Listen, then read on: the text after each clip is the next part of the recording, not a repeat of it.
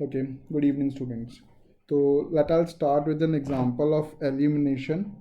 फिर ये जो 3.4 का 1 और 2 दिया था इसको देखते हैं. एंड कुछ हमारे पास एक वर्ड प्रॉब्लम है. Example number 11, example number 12, example number 13 उसको देखते हैं. फिर रेस्ट देखते हैं.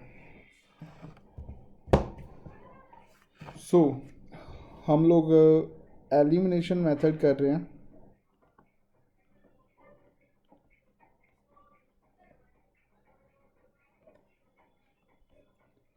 Elimination method linear equation solve करने का एक और मेथड है जो हम लोग कर रहे हैं. And we are starting like this. एक क्वेश्चन है.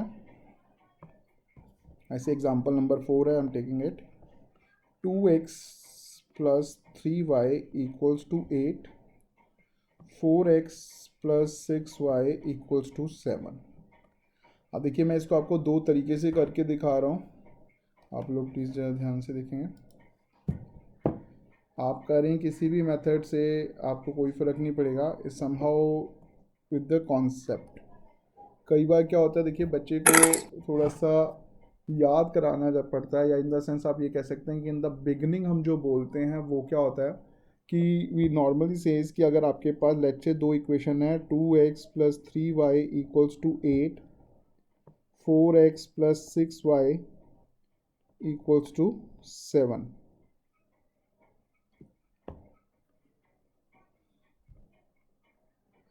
अब इस अगर सिचुएशन को आप देखें तो हम लोग नॉर्मली क्या कहते हैं, हम लोग कहते हैं जो फर्स्ट इक्वेशन का हमारा एलिमिनेशन मेथड क्या कहता है. हमारा एलिमिनेशन मेथड कहता है कि जो भी वेरिएबल है उस वेरिएबल का जो कॉफिशेंट है उसको हमने क्या करना होता है, सेम करना होता है किसी भी एक वेरिएबल को. यानी कि चाहे आप x के वेरिएबल्स को सेम कर लीजिए, चाहे आप y के वेरिएबल्स को सेम कर लीजिए, उससे कोई फ़र्क नहीं पड़ेगा. Let's say we talk about x variable. तो अगर मैं x वेरिएबल के बारे में अगर बात करता हूँ तो मुझे क्या करना पड़ता है.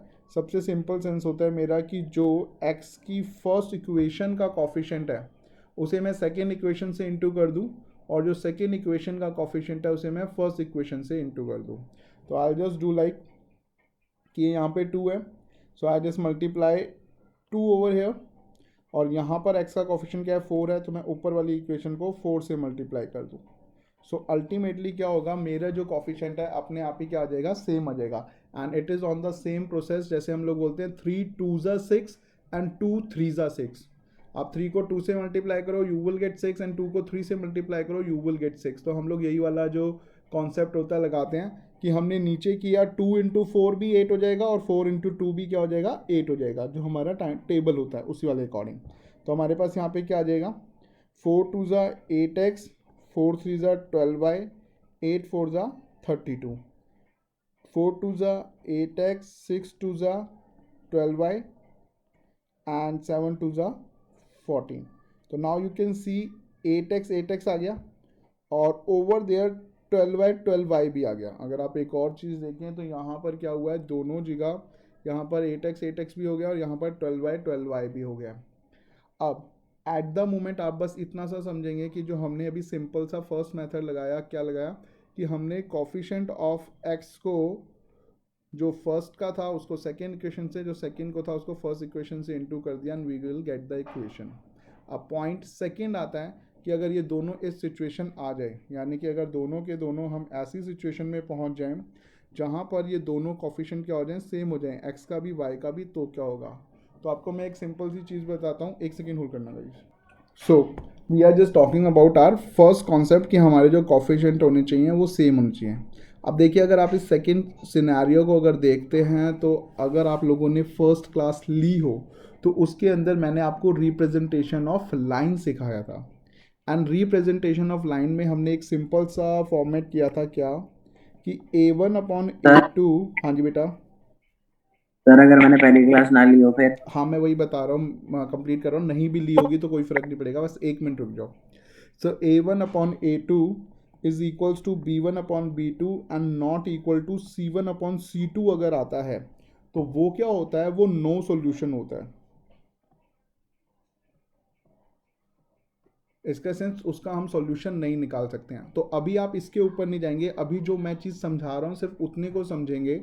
अभी हम लोग क्या समझ रहे हैं, हम लोग एक सिंपल सी चीज़ समझ रहे हैं क्या, कि हम लोग इक्वेशन को उठाएंगे कोई भी एक वेरिएबल को, हमारे चैप्टर का नाम है pair of linear equation in two variables.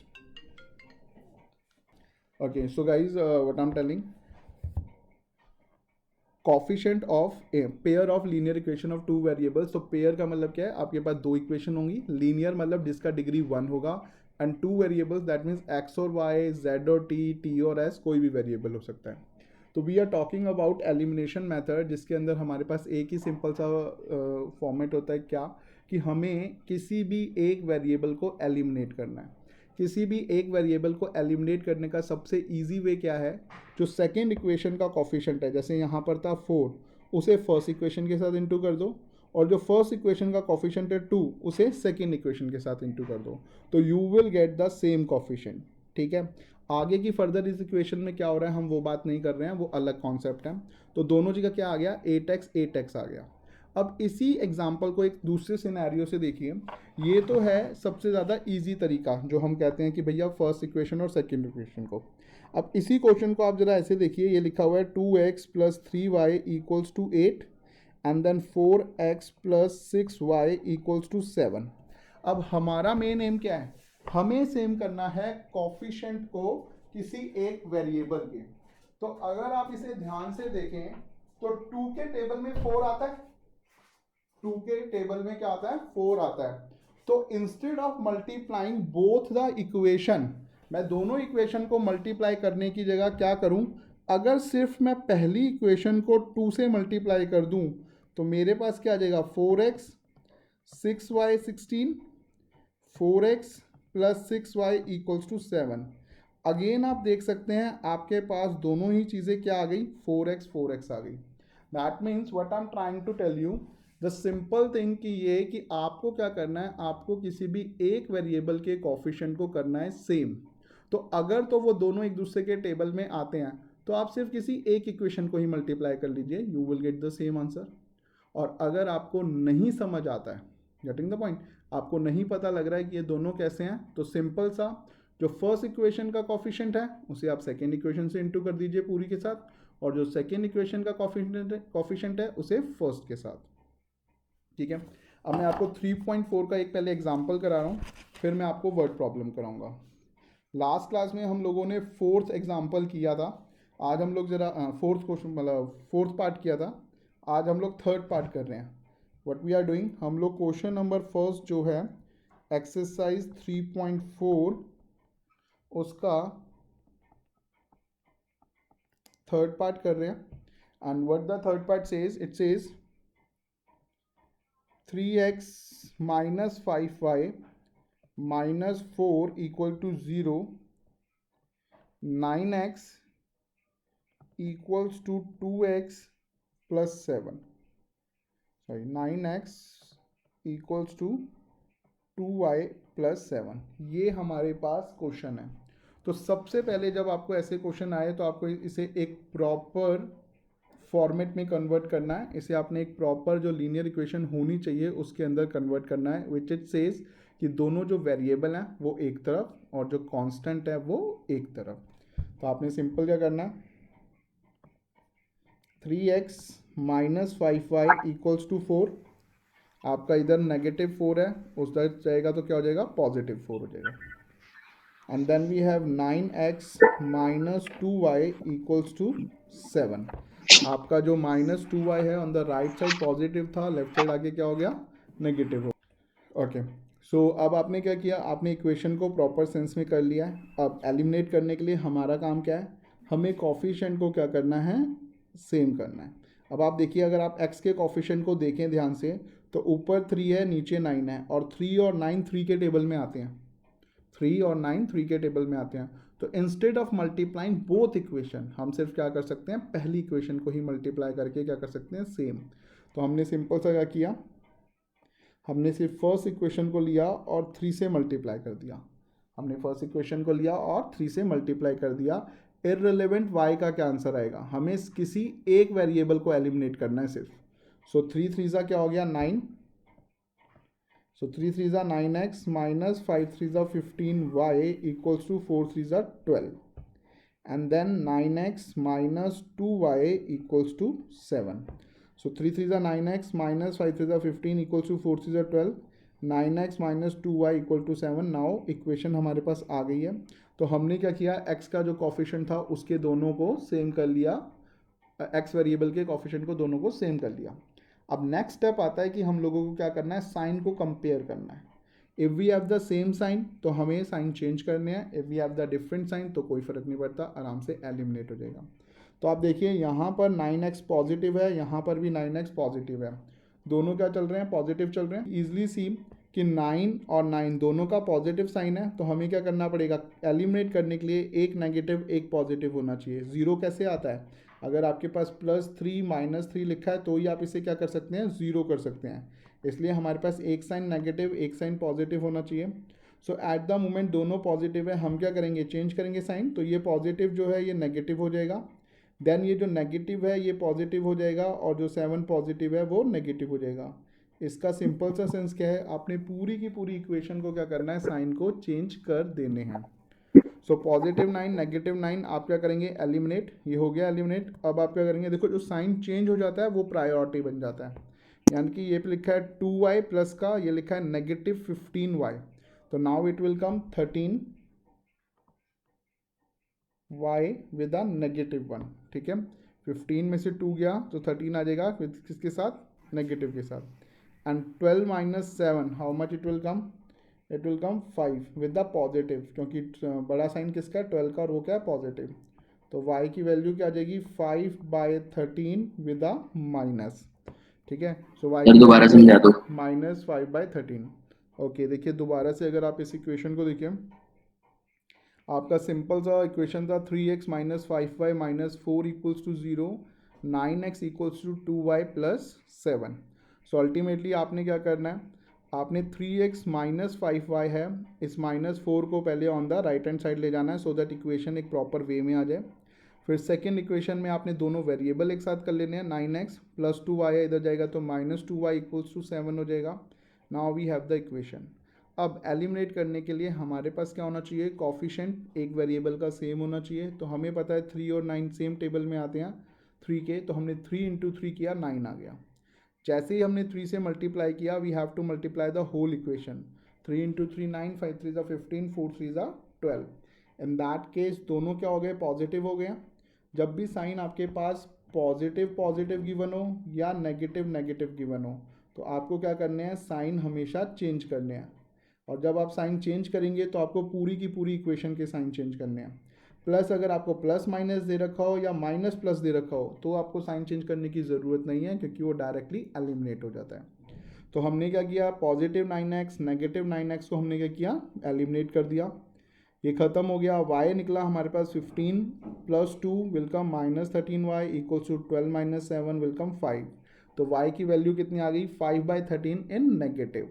अब हम क्या करेंगे, y की वैल्यू पुटअप करेंगे किसी भी इक्वेशन में, इधर इन द वन और इधर in the second, and we will able to find out the value of x. Sir हाँ जी. सर अगर प्लस माइनस हो या फिर माइनस प्लस हो तो हमें किसी के साइन चेंज करने हाँ, की साइन जरूरत नहीं चेंज है ना. करने की जरूरत नहीं है, क्योंकि एलिमिनेट हो जाएंगे दोनों अपने आप ही. अच्छा सर, और अगर दूसरी में माइनस माइनस हो, वाई वेरिएबल में माइनस माइनस हो, एक्स में प्लस माइनस हो, तो भी नहीं जरूर. हम चेक ही सिर्फ एक्स को कर रहे हैं, मैंने अभी आपको बताया, आप सिर्फ एक वेरिएबल के कॉफिशेंट को सेम करेंगे, और जिस कॉफिशेंट को सेम करेंगे सिर्फ आपने उसी के साइन को चेक करना है, बाकी किसी को चेक नहीं करना.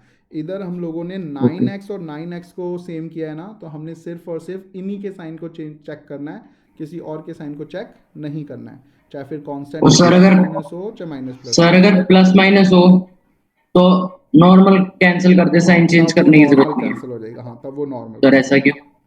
अरे भाई प्लस माइनस है ना, तो एक पॉजिटिव है एक नेगेटिव है. अगर यहाँ पे लिखा है -5 अगर यहाँ सर पे लिखा है फिर तो +5, सर अगर दोनों पॉजिटिव पॉजिटिव हैं, अगर दोनों तो तो साइन चेंज होगा. जैसे यहाँ पे दोनों पॉजिटिव हैं तो हम लोगों ने साइन चेंज किया है. Okay sir. So by using y we find value of x from equation 1. तो हमारा इक्वेशन 1 है 3x - 5y = 4, 3x minus 5y equals to 4 आ गया। अब हमें क्या करना है, y की वैल्यू 5/13 पुटअप करनी है, तो पुटअप कर दीजिए 3x माइनस 5, y कितना है माइनस 5/13 इक्वल्स टू 4 आ गया। ठीक है, 5 y की वैल्यू आ गई 5/13। So now just solve it. 3x 5 5 ज़ा 25, नेगेटिव टू नेगेटिव क्या हो जाएगा पॉजिटिव बाय 13 इक्वल्स टू 4। अब आप क्या करेंगे, वेरिएबल एक तरफ रखिए, कांस्टेंट दूसरी साइड ले जाइए। 25/13 नेगेटिव हो गया, यहाँ पे पॉजिटिव है, दूसरी साइड जाएगा नेगेटिव हो जाएगा। सो 3x विल कम 13 इंटू 4 आप करते हैं तो कितना आ जाएगा, 13 into 4 will come 52। 13 into 4 will come 52 एंड 52 minus 25 will come 27। So 3x equals to 27/13, जिसके अंदर x क्या आ जाएगा हमारे पास 27/13 into 3 and the value of x will come 3 1 ज़ा 3 9 ज़ा 27 9/13। तो x आ गया 9/13 एंड y आ गया हमारे पास minus 5/13। Okay, so this is called elimination. अब आप देखिए इसके अंदर दो हमारे पास वर्ड प्रॉब्लम है with the help of elimination. हम उनको देख रहे हैं, हम उनको करते हैं, फिर हम लोग वर्ड प्रॉब्लम एलिमिनेशन एक्सरसाइज की देखेंगे and then we will go with some graph method so that जो रिप्रेजेंटेशन ऑफ लाइंस हैं वो आपको समझ आए। ओके, एक एग्जांपल नंबर 11 है, मैं उसको थोड़ा सा लिख रहा हूँ। अगर आपके पास बुक है तो वेल एंड गुड, अगर नहीं है तो you can just see from here. उसने लिखा the ratio of income of 2 person. हमें क्या दे रखा है, रेशो ऑफ इनकम दे रखी है 2 पर्सनस की 9:7 and the ratio of their expenditure is, ratio of expenditure जो है वो हमें दे रखा है कितना 4:3 and manage to save 2000 per month. और दोनों के दोनों कितना सेव कर पाते हैं, 2000 सेव कर पाते हैं। अब आप एक चीज़ देखिए, सिंपल सा फैक्ट अगर हम बात करें, ये हमारा क्वेश्चन है, हमें फाइंड आउट करना है मंथली इनकम। हमें उन लोगों की इनकम को फाइंड आउट करना है, let's say for the first person भी and for the second person भी। ये हमारा एक छोटा सा सिंपल सा बेसिक सा क्वेश्चन है। अगर आप एक छोटा सा पॉइंट समझें, सबसे पहले वो क्या कहता है, वो कहता है, ये आपको मैं अलग से एक हाइपोथेटिकल एग्जांपल बता रहा हूँ। Okay, so this example what itself says कि अगर हम इनकम में से एक्सपेंडिचर को माइनस करते हैं तो हमारे पास क्या आ जाता है, सेविंग आ जाता है। ये फर्स्ट पॉइंट है। जो पॉइंट समझाने वाला है वो क्या है, देखिए कभी भी किसी भी चीज़ की अगर रेशो आती है तो कैसे आती है, जैसे मान लो मैं आपको एरिया देता हूँ, area of square and circle है, ठीक है, और मुझे इनकी रेशो निकालनी है। तो मैंने आपको कहा कि सर जो स्क्वायर का एरिया वो 360 है और सर्कल का जो एरिया है वो लेट्स से 90 है। तो now what you will do, आप स्क्वायर इस टू रेशो कर लेंगे, यानी कि स्क्वायर को रेशो से डिवाइड करेंगे। तो स्क्वायर है 360, स्क्वायर बाय सर्कल करेंगे रेशो निकालने के लिए, area of, so area of square है 360, एरिया ऑफ सर्कल है 90। तो वी विल डू 0 से 0 कट ऑफ, 9 1 9, 9 4 36, तो वी विल राइट 4:1। इसका मतलब ये है 4:1 का सेंस ये कहता है कि हम लोगों ने इनमें से एक कॉमन फैक्टर था जिसको गायब कर दिया, दैट इज़ 90। इन दोनों में क्या था, एक कॉमन फैक्टर था जिसको हम दोनों ने क्या कर दिया, माइनस कर दिया, रिड्यूस कर दिया दोनों को डिवाइड करके। यानी कि अगर मैं इसे उस कॉमन फैक्टर से वापस मल्टीप्लाई कर दूं तो I will get the again the exact figure. That means अगर मैं इधर भी 90 से इंटू कर दूं और नीचे भी 90 से इंटू कर दूं तो ultimately I will get 360 and 90। तो ऊपर अगर आप देखें हमारे पास इनकम की हमें क्या दे रखी है, रेशो दे रखी है।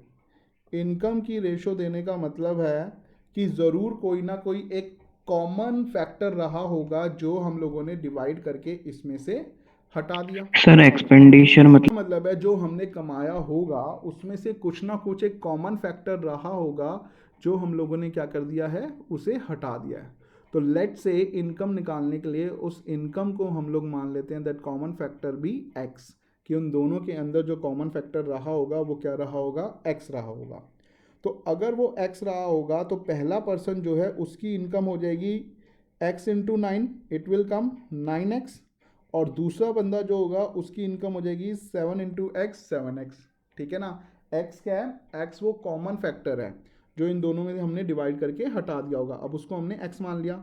तो जैसे ही x को मल्टीप्लाई करोगे 9 से तो इट विल कम 9x, और जैसे ही 7 से मल्टीप्लाई करोगे इट विल कम 7x। अब पॉइंट आता है दूसरी चीज़ जो हमें दे रखा है वो है एक्सपेंडिचर। एक्सपेंडिचर का मतलब होता है खर्चा। अब इसका क्या एग्जाम्पल समझिए आप। सर ये थोड़ा समझ नहीं आया एग्जांपल। अभी मैं समझाया कहाँ है, अभी कौन से वाला एग्जाम्पल नहीं समझ आया। ये वाला- ओके, अब दोबारा एक बार देख लीजिए। एक सिंपल सी चीज़ क्या होती है, जब भी हमें कोई रेशो निकालनी होती है, रेशो का मतलब होता है उस रेशो को निकालने के लिए हमें क्या करना है, हमें डिवाइड करना है। रेशो को निकालने के लिए हमें क्या करना है, डिवाइड करना है। तो अगर मुझे मान लीजिए एरिया ऑफ स्क्वायर भी गिवन था, ये दोनों पार्ट जो है गिवन है, और एरिया ऑफ सर्कल भी गिवन था। स्क्वायर का पार्ट कितना था 360, सर्कल का कितना था 90। So now they just talk about कि भैया रेशो निकालो, तो रेशो निकालने के लिए हमने क्या किया, डिवाइड कर दिया। तो हमने 360 को डिवाइड किया 90 से। जैसे ही हमने 360 को 90 से डिवाइड किया हमारी रेशो आ गई 4:1। अब अगर मुझे एक्चुअल वापस एरिया निकालना है तो इसका मतलब क्या है कि हमने इसे जो रिड्यूस किया है 4:1 में, हमने कोई ना कोई दोनों में जो कॉमन फैक्टर होगा, यानी कि जो एक ऐसा अमाउंट या ऐसा एक नंबर जो इन दोनों को डिवाइड कर रहा होगा, उसे क्या किया होगा, हटा दिया होगा। ठीक है, सो अल्टीमेटली हम लोगों ने क्या किया है, उस 90 दोनों जगह था, उस 90 को हमने रिमूव कर दिया था, तो ये 4:1 आया। तो दैट मीन्स जब भी हमें रेशो में कुछ भी दिया होता है तो इसका मतलब होता है कि कोई ना कोई एक कॉमन फैक्टर होगा जो इसमें से क्या कर दिया गया होगा, हटा दिया गया होगा। तो मैंने आपको सिंपल सा ये बताया कि ये जो रेशो दिया हुआ है 9:7 इनकम का, तो इसका मतलब है ये क्या दिया होगा, 9/7 हो गया। तो अगर मैं उस कॉमन फैक्टर को इनकम के को x मान लूँ तो वो x ऊपर भी रहा होगा और वो x नीचे भी रहा होगा, तभी तो x हट के 9:7 रह गई होगी। तो अब जो इनकम ऑफ फर्स्ट पर्सन है वो 9x हो गई, और जो इनकम ऑफ सेकंड पर्सन है वो कितनी हो गई, 7x हो गई। ठीक है, अब इसी तरीके से जो एक्सपेंडिचर है वो भी किस रेशो में दे रखा है, 4/3 में दे रखा है। तो मैं उस खर्चे को क्या मान लूँ, y मान लूँ। तो सेम जो कॉमन फैक्टर है वो क्या हो गया, y हो गया। तो यहाँ पर जो खर्चा हो गया वो 4y का हो गया, और यहाँ पर जो खर्चा हो गया 3y का हो गया। अब ये एक्सपेंडिचर का मतलब क्या होता है और सेविंग का मतलब क्या होता है, ये आप एक सिंपल से उससे समझ लीजिए। देखिए एक सिंपल सी चीज़ है, क्या एक पर्सन है जिसकी सैलरी है 12,000, एक पर्सन है जिसकी सैलरी है 12,000। अब वो क्या करता है, वो इस 12,000 में से कुछ खर्चा फूड पे करता है, कुछ क्लोथ्स पे करता है, कुछ फीस वगैरह पे करता है, एंड कुछ अदर्स हैं। इन चारों को अगर आप ऐड करें तो मान लीजिए 7,000 आ रहा है। इस 7,000 को ही हम कहते हैं क्या, एक्सपेंडिचर, यानी कि उसने कितना खर्चा किया। और ये 12,000 जो उसने कमाए इसी को कहा जाता है इनकम, कि उसने कितना कमाया, 12,000 इनकम कमाया। अब 12,000 इनकम कमाई है, 7,000 रुपये का खर्चा किया है, तो 5,000 रुपये क्या हो गया, बच गया। 5,000 रुपये बच गए ना, 12,000 कमाए थे, 7,000 खर्च किए, तो कितने बच गए, 5,000 बच गए। तो ये जो 5,000 बच जाते हैं that is basically called saving. इसी को क्या कहा जाता है, सेविंग कहा जाता है। तो ऊपर वाला क्वेश्चन हमें कुछ ऐसा सही कह रहा है क्या, कि भैया इनकम जो है 9:7 है, एक्सपेंडिचर जो है 4:3 है, और वो दोनों पर्सन कितना बचा पाते हैं, 2,000 बचा पाते हैं। इसका मतलब हमने कहा जी इनकम कितनी है, 9x है, दूसरे की इनकम कितनी है, 7x है। ये फर्स्ट की इनकम है 9x, दूसरे की इनकम कितनी है, 7x। ऐसे ही ये फर्स्ट की एक्सपेंडिचर है 4y, ये सेकंड का एक्सपेंडिचर है 3y। तो अगर मैं सिंपल सी चीज़ क्या करूँ, मैं पहले बंदे की इनकम में से पहले बंदे का खर्चा माइनस कर दूँ तो मेरे पास क्या निकल के आएगा, सेविंग आ जाएगी। यानी कि हमने क्या किया है, इनकम में से एक्सपेंडिचर माइनस किया है। ओके, सो हमने क्या करना है, इनकम में से एक्सपेंडिचर को माइनस कर लेना है and we will reach to the saving. अब आप इस क्वेश्चन को देखिए वो कैसे लिख रहे हैं हम लोग। ये इसका आंसर है, बाकी सारा एक्सप्लेनेशन था क्या। Let the income of first person be 9x and let the income of second person be 7x, क्योंकि उसमें दे रखी है हमें किसमें, रेशो में, तो हमने कॉमन फैक्टर x से इंटू कर लिया। ऐसे ही सेम खर्चा दे रखा था, तो let the expenditure of first person be 3:4 है, 4:3 है, 4:3, so 4y and let the expenditure of second person be 3y। तो इक्वेशन क्या आएगी, पहला पर्सन 9x कमाता है जिसमें से 4y खर्च कर देता है, तो उसके पास कितने पैसे बचते हैं, 2000। दूसरा पर्सन 7x कमाता है जो 3y खर्च कर देता है, तो उसके पास भी कितना बचता है, 2000। अब हमारे पास क्या हुआ, इक्वेशन बन गई है। अब हमें सिर्फ क्या करना है, एलिमिनेट करना है। तो आप देखिए 9 और 7 को भी कर सकते हैं। अब 9 और 7 किसी एक टेबल में तो आते नहीं हैं, तो हमें क्या करना पड़ेगा, ऊपर 7 से मल्टीप्लाई, नीचे 9 से multiply. But instead of going for 9 और 7 आप इजी वाले पे जाइए। देखिए 4 और 3 है जो 9 और 7 से छोटा है, और 4 और 3 भी एक दूसरे के टेबल में तो नहीं आते हैं, तो इसे भी हमें क्या करना पड़ेगा, मल्टीप्लाई करना पड़ेगा। एंड द पॉइंट इज़ आपको किसी एक वेरिएबल के कोफिशिएंट को सेम करना है। तो हमारे पास y थोड़ा ईजी है, तो हम लोग y को कर रहे हैं। हमने ऊपर वाली इक्वेशन को मल्टीप्लाई कर दिया 3 से, नीचे वाली इक्वेशन को मल्टीप्लाई कर दिया 4 से।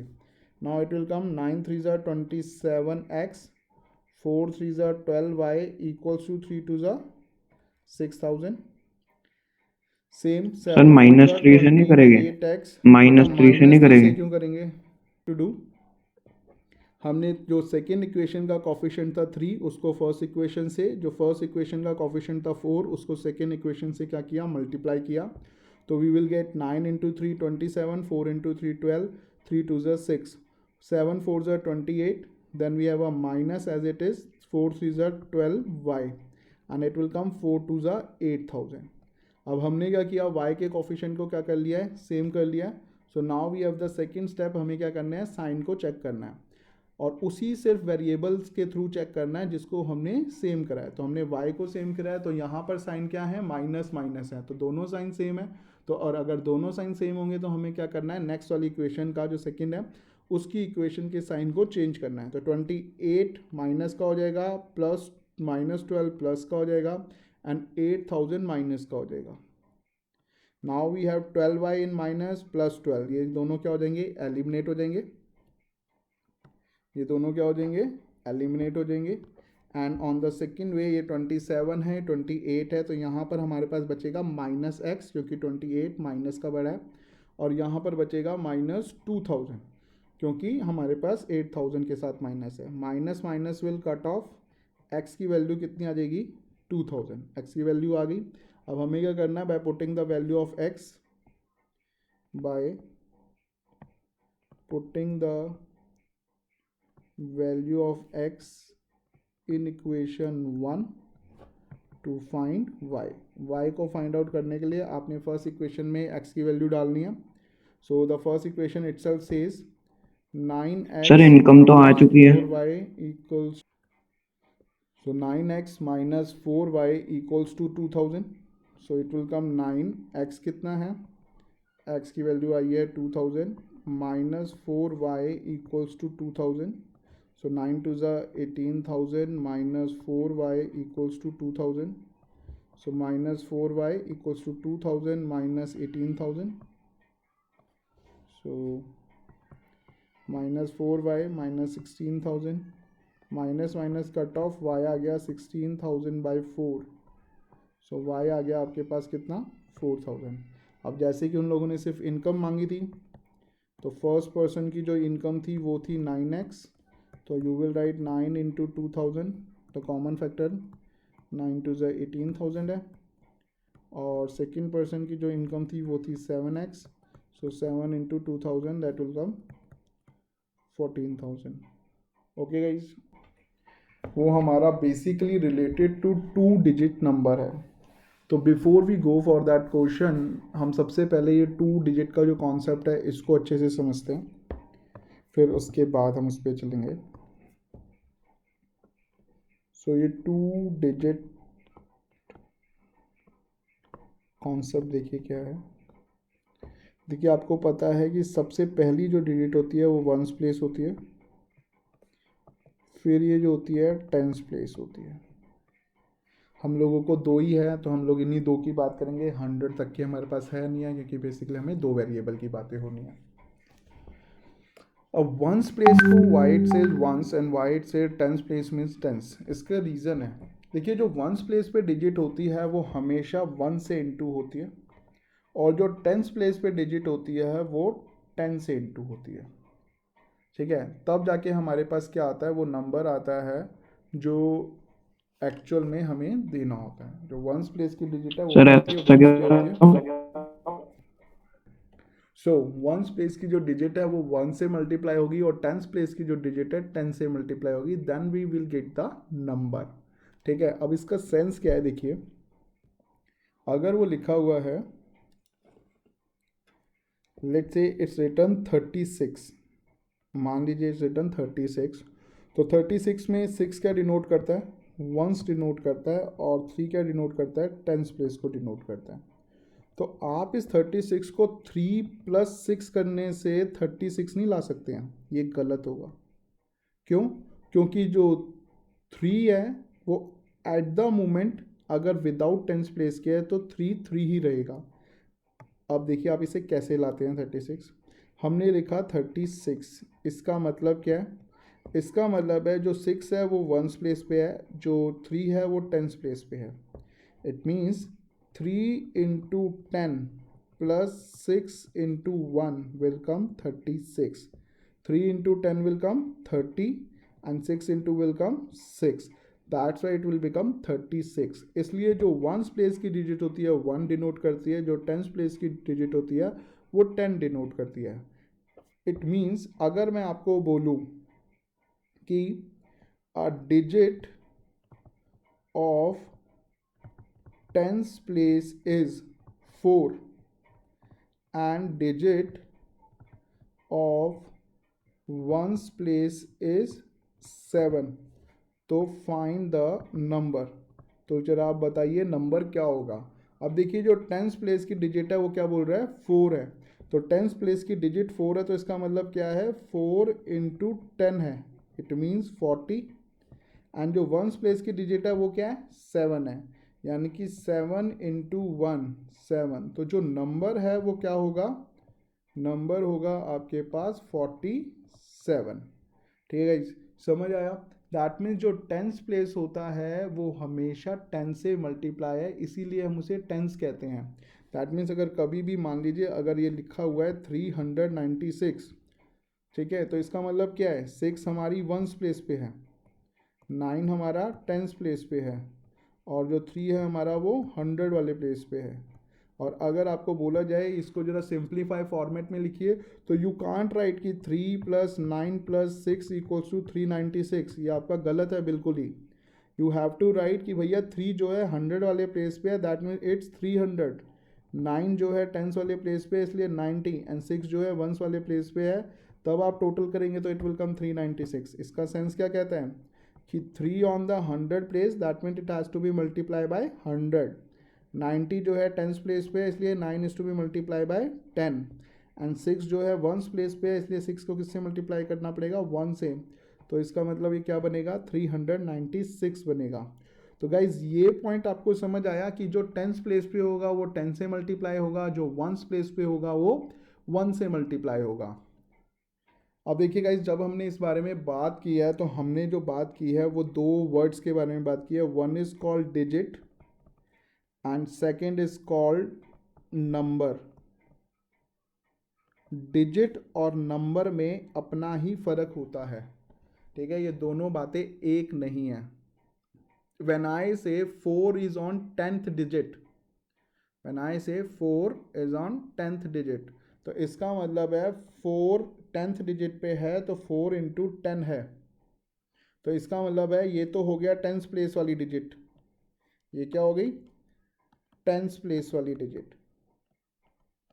तो 1st प्लेस वाली भी कोई ना कोई डिजिट होगी, तो आई से 7 ऑन 1st प्लेस, तो 7 इंटू 1 हो गई 1st प्लेस वाली डिजिट। तो इसका मतलब है जो नंबर बना वो हमारे पास क्या बना, हमारे पास जो नंबर बना वो बना 47। So 7 on the 1st place, 4 on the 10th place. तो there is a difference between the digit and the number. अब देखिए अगर इसे मुझे 47 को एक सिंप्लीफाइड फॉर्मेट में लिखना है तो मैं क्या लिखूंगा, मैं लिखूंगा 10 into 4 plus 7, it will come 47। Reason being the point is that कि जो 10th प्लेस है वो 10 से इंटू है और जो 1st प्लेस है 1 से इंटू है, तो 7 इंटू 1 लिखने की हमें ज़रूरत नहीं है, सिर्फ हम ऐसे लिखते हैं, तो that will be my number. अब हमने इतनी सारी कहानी जो पढ़ी है वो पढ़ी क्यों है वो समझिए। जब हमारे पास डिजिट प्रॉब्लम्स आएगी, जब हमारे पास डिजिट प्रॉब्लम्स या नंबर प्रॉब्लम आएगी, तो बेसिकली हमारे पास क्या नहीं होगा, हमारे पास नंबर ही नहीं होगा, we don't know about the number. But yes हमारे पास क्योंकि कोर्स में है सिर्फ, तो कितनी डिजिट वाला है 2 डिजिट वाला ही हमारे पास को आने वाला क्वेश्चन। अब जब 2 डिजिट वाला क्वेश्चन आने वाला है तो एक सिंपल सी बात क्या है कि हम 2 डिजिट है तो 1 डिजिट और 2 डिजिट, तो हमने सिंपल कहा भैया let the first digit x और सेकंड डिजिट y। बट अगर मैं फर्स्ट डिजिट x और सेकंड डिजिट y लिखता हूं तो इससे मुझे कुछ नहीं पता लगता। रीज़न बीइंग डिजिट बेशक 2 ही हैं बट फ्रॉम वेयर, जैसे मान लीजिए डिजिट इज 96, एक डिजिट 9 है एक डिजिट 6 है, I agree, but first digit का मतलब क्या है, इट ऑब्वियस कि फर्स्ट सेकंड भी हो सकती है, ये भी हो सकता है, या हो सकता है मैं फर्स्ट 9 को मान रहा हूँ या मैं सेकंड 6 को मान रहा हूँ, तो you can't write the first digit. हमें हमेशा क्या लिखना पड़ेगा, हमें लिखना पड़ेगा let the ones digit be x, let the ones place digit be x and let the tens place digit be y। आप क्या लिख रहे हैं, let the ones place digit be x and let the tens place digit be y। अब दोनों की digit आपके पास आ गई हैं। अब सबसे पहला और बेहतरीन सबसे जो क्वेश्चन है वो क्या है, अब आपको मुझे बताना है कि नंबर क्या होगा। अभी मैंने आपको बताया ना डिजिट क्या होती है जो प्लेसेस पे है, नंबर क्या होता है जो उन प्लेसेस से बनता है। तो अब देखिए वंस प्लेस पे क्या है x है, यानी कि x कितने से इंटू होगा 1 से, और टेंस प्लेस पे क्या है y है, तो y कितने से इंटू होगा 10 से। तो नंबर हमारे पास क्या आएगा, हमारे पास नंबर आएगा 10 इंटू वाई प्लस एक्स। हमारे पास नंबर क्या आएगा 10 इंटू वाई, क्योंकि टेंस प्लेस है और वंस प्लेस पे x है तो प्लस x, तो it will be my number. तो नंबर चल रहा था, ये कैसे चल रहा था, ये चल रहा था yx, ये कैसे चल रहा था yx, x वंस प्लेस पे था y टेंस प्लेस पे था, तो आपने क्या लिखा 10y प्लस एक्स। बट अगर मैं अब इस नंबर को आपको कहूँ कि रिवर्स कर लो, इस नंबर को क्या कर लो रिवर्स कर लो, तो जैसे ही रिवर्स करोगे तो जो अभी तक आपका yx था वो आपका xy बन जाएगा। जो अभी तक आपका क्या था yx था वो अब आपका क्या बन गया xy बन गया। और जैसे ये xy बना आपके पास इक्वेशन की फॉर्मेट में ये नंबर क्या हो जाएगा, अब क्योंकि x टेंस प्लेस पे है तो ये हो जाएगा 10x, और y वंस प्लेस पे है तो ये हो जाएगा y। तो गाइज आपको ये वाले पॉइंट के अंदर जो रिवर्स और जो रियल नंबर है उसका सेंस समझ आया। इसका मतलब ये है कि अगर जिस प्लेस पे आपने जिस डिजिट को लिया है वो उसी तरीके से रिएक्ट करेगी। If you have taken on ones place x तो x 1 से इंटू होगा, if you taking tens place y तो y 10 से इंटू होगा। तो जो नंबर है वो क्या है yx है, तो अगर yx है उसे प्रॉपर फॉर्मेट में लिखेंगे तो क्या मतलब है 10 into y plus x. Number को रिवर्स किया तो ऑब्वियस ही बात है डिजिट क्या हो गई इंटरचेंज हो गई, तो जो पहले टेंस थी वो वंस हो गई, जो वंस थी वो टेंस हो गई, तो ये हो गया एक्स वाई। तो नाउ रिवर्स नंबर हो गया 10x plus y. So this is the point which is related to numbers problem. अब हम क्वेश्चन नंबर 13 को देख रहे हैं कि वो हमें क्या कह रहा है। क्वेश्चन 13 कहता है, एग्जाम्पल 13 है करिए, एग्जाम्पल 13 कहता है the sum of two digit number, the sum of two digit number and the number obtained by reversing the digit is 66। Sum करना है किसका? टू डिजिट नंबर का सम, यानी कि हमें नंबर निकालना पड़ेगा टू डिजिट का, plus reverse of two digit,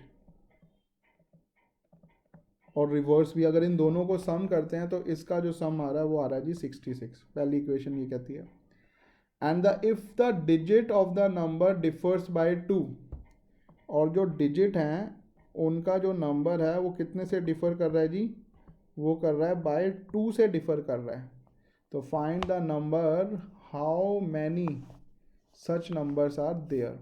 so the how many such numbers are there, इसका सेंस देखिए क्या है, समझिए जरा। ये मेरे पास इक्वेशन है, हमें नंबर निकालना है।